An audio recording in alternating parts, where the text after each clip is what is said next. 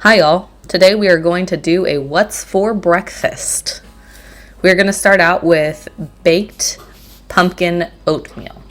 My kids love this recipe.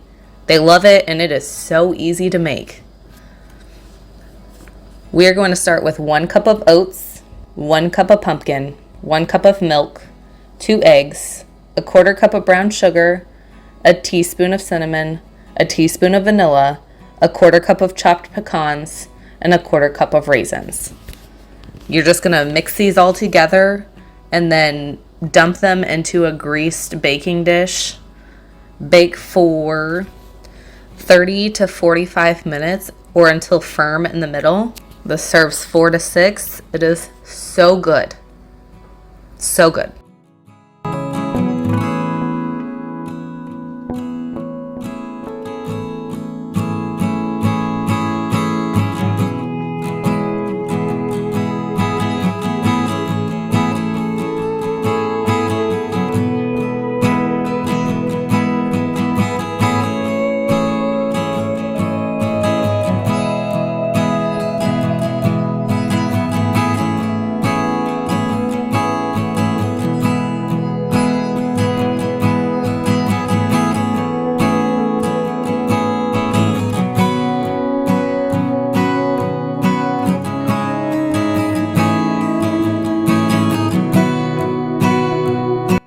Now we're going to make some breakfast pizza. We're going to start out by putting about 1/2 pound of breakfast sausage in a pan to start browning. Then we're going to cut up some onions and peppers, and we're going to rough chop some bacon as well.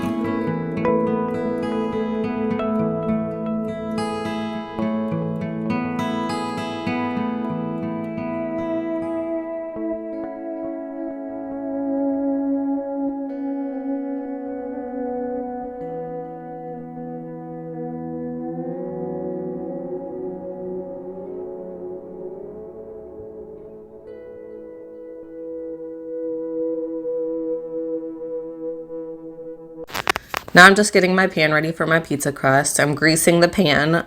Here I'm using butter because I'm out of cooking spray. And then my pizza crust is just the Pillsbury pizza crust because this is a weeknight. So I just followed the instructions on the package. If you're using homemade pizza dough, you'll want to put that on the pan and then bake it for about 5 to 10 minutes just until it gets nice and set up before you put your toppings on.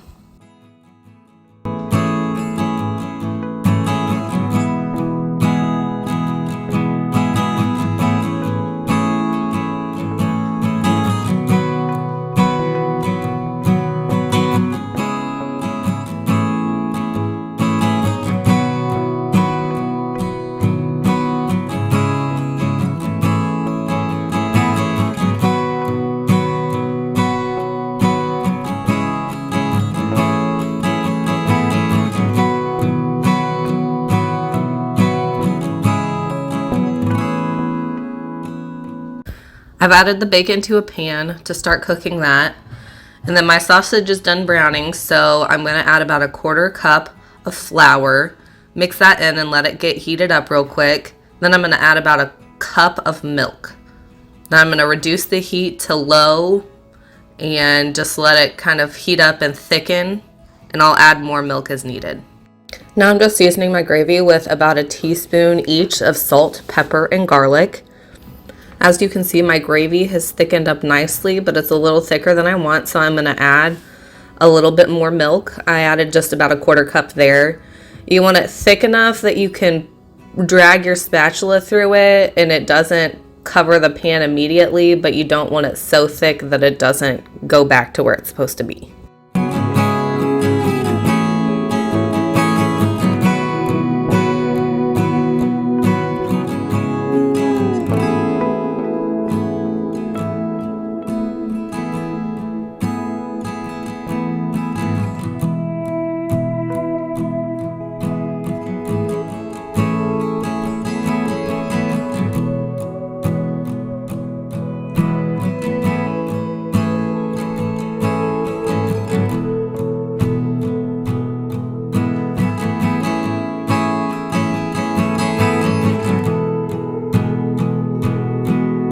Alright, the bacon is over halfway done, so now I'm just going to add the diced onion and bell pepper, and then I'm going to cook that until the bacon is crispy and the veggies are soft.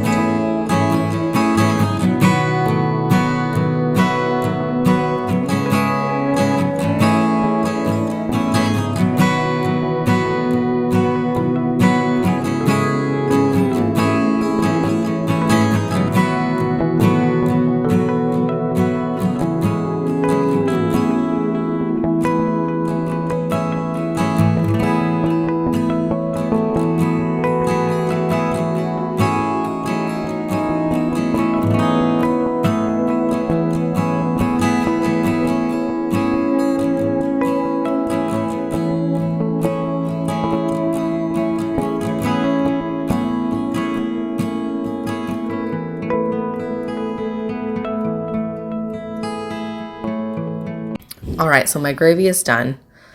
I was going to try to save a dish and just cook my eggs in this pan, and then I got a bowl that was way too small to put my gravy in, so then I had to get out another bowl. So, made an extra dirty dish. Good job, Erica. Once I got the gravy out of the pan, I threw a pat of butter in. I'm actually out of cooking oil and cooking spray at this point, so butter is literally the only form of fat I have right now to grease my pans. So anyways, I'm going to put that butter in the pan and let it melt, and then I'm going to add my eggs. And then you're going to cook them low and slow, stirring them frequently until they're all done. I forgot to say, this is 1 dozen eggs.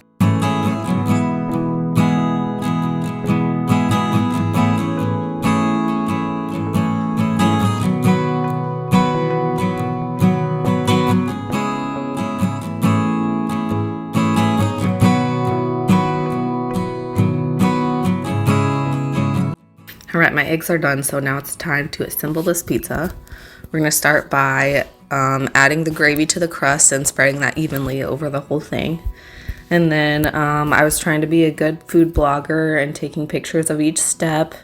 And I forgot to record putting on the eggs, but you're going to put the eggs all over the top of the gravy. And then next we're going to add the bacon and veggies, and you're just going to put a layer of that all over everything. And then I'm just going to add a whole bag of baby spinach and spread that out over the whole pizza.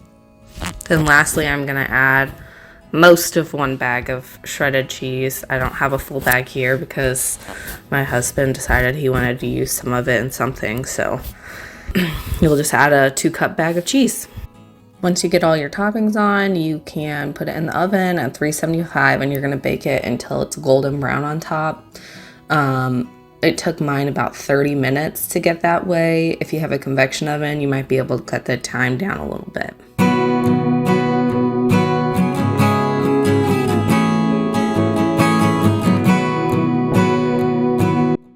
All right, now we are going to make waffles. I'm starting with 1 stick or half a cup of softened butter. It's semi-melted in this video, but it's supposed to be softened. And then I'm going to add 1 teaspoon of baking powder and 1 teaspoon of vanilla, a couple shakes of salt.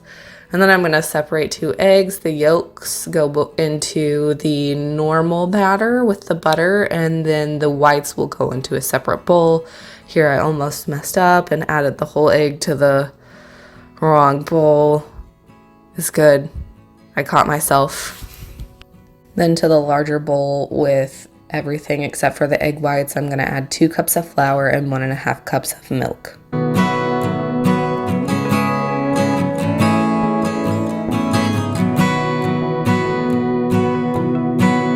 Okay, now we are going to whip our egg whites. Over the years, I've learned that this is called whipping till stiff peaks. What that really means is you're just going to whip it until it's pretty firm. It's super fluffy. But if you flip your bowl over, it doesn't really move. So that's kind of how you know. Or if you pick up your blender, you can literally see like the egg whites will stand up. Once you've achieved your stiff peaks, then you're going to mix your other waffle batter. And once that's combined, you will fold in the egg whites. You want to fold them in, not blend them in. Kind of defeats the whole purpose of having whipped the egg whites separately. If you were to blend them in, you're just going to slowly fold them in. You want them to be fully incorporated, but you don't want to overmix it. All right, now we are going to make our waffles. You're going to start by greasing your hot waffle iron. I'd suggest pan spray, but like I said in the pizza video, we are out of pan spray and cooking oil, so basically butter is what I have.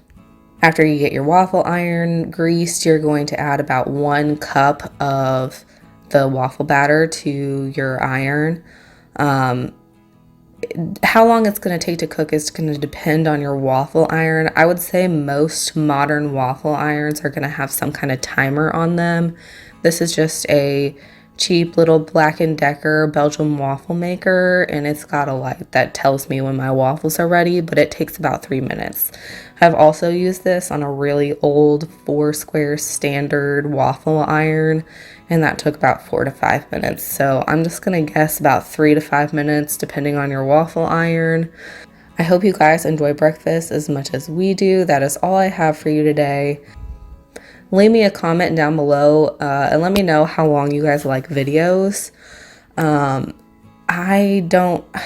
have a hard time deciding how long to make my videos.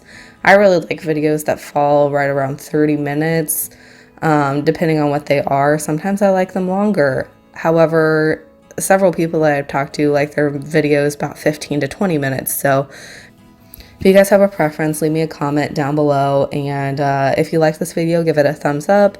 Hit subscribe if you want to see more. And we'll catch you next time. Bye, y'all.